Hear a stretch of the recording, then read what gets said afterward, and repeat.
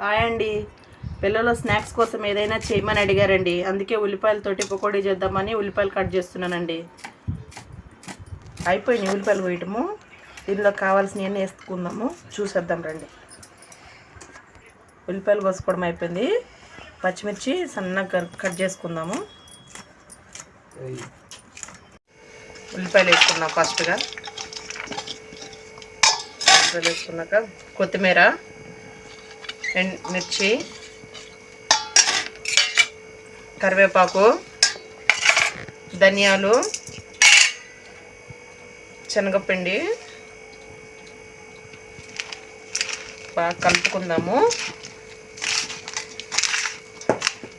మంచిగా కలిపినాక ఉప్పు వేసుకొని కలుపుకొని కొంచెం ఉప్పు వేసుకుందాము. ఉప్పు టేస్ట్ తగినంత, రుచికి సరిపడినంత ఉప్పు వేసుకొని పొట్టిది కాస్త ఇలా కలుపుకోవాలి. ఉల్లిపాయలంతా ఊడిపోయేదాకా ఒక్కొక్కటి ఉల్లిపాయ ఊడిపోవాలి పొరలు పొరలుగా.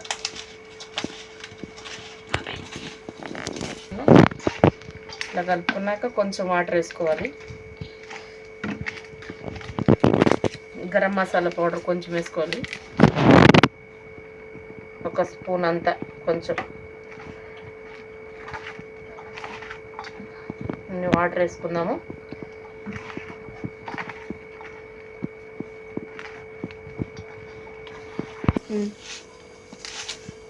కొంచెం వాటర్ వేసి ఇలా ముద్దకు వచ్చేదాకా కలుపుకున్నాం కదా. ఇలా ముద్దకు వచ్చేదాకా కలుపుకున్నాక దీనిలో కొంచెం నూనె వేసుకుందాము, ఎందుకంటే చేతికి అంటుకోకుండా బాగుంటుంది. కొంచెం ఆయిల్ వేసుకొని ఇంకా కలుపుకోవాలి.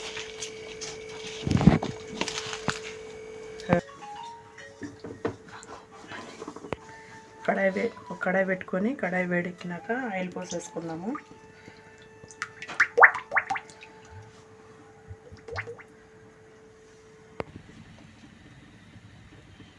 నూనె వేడెక్కింది, పకోడీ వేసుకుందాము.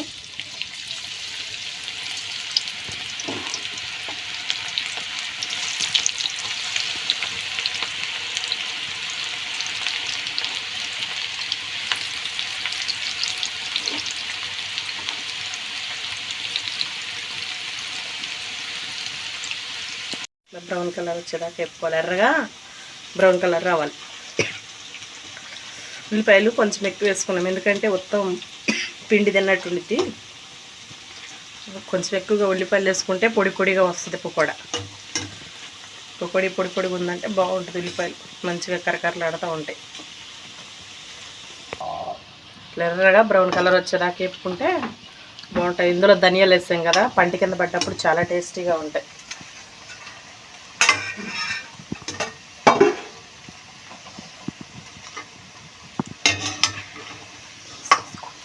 ఇట్లా ఎర్రగా బ్రౌన్ కలర్ వచ్చేదాకా వేయించుకొని తీసుకోవాలి. ఇట్లా ప్లేట్లో తీసుకొని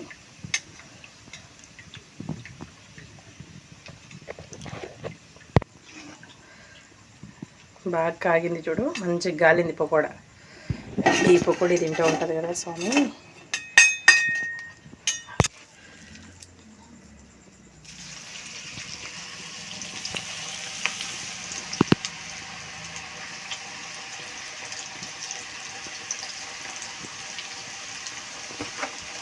ఓకే,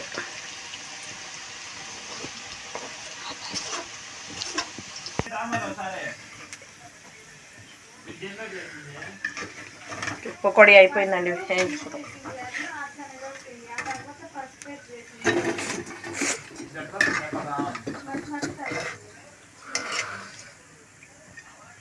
పకోడీ మొత్తం తీసుకున్నాక ఇదే నూనెలో ఇగో మిర్చి ఇలా కట్ చేసి పెట్టుకున్నాం కదా, ఈ మిర్చి వేయించుకోవాలి.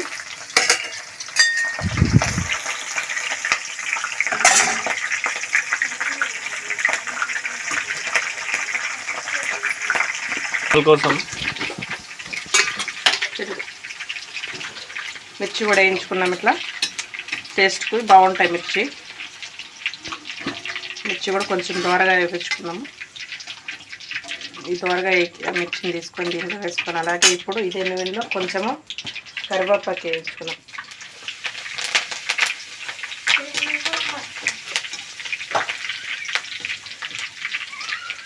కరివేపాకు కూడా వేసుకొని దీని మీద వేసుకోవాలి.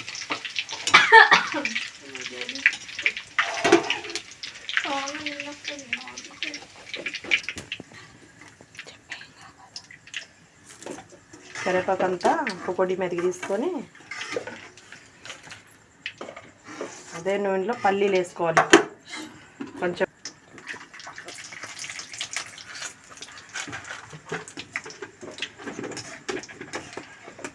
Tasty tasty pakodi ready.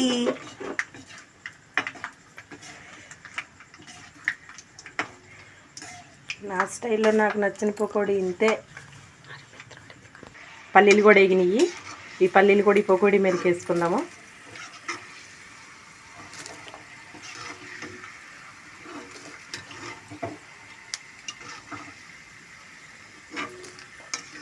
Pakodi ready అయిపోయింది. ఈ పకోడీ మీకు నచ్చినట్లయితే షేర్ చేయండి, కామెంట్ చేయండి, లైక్ చేయండి, సబ్స్క్రైబ్ చేసుకోండి. Thanks for watch.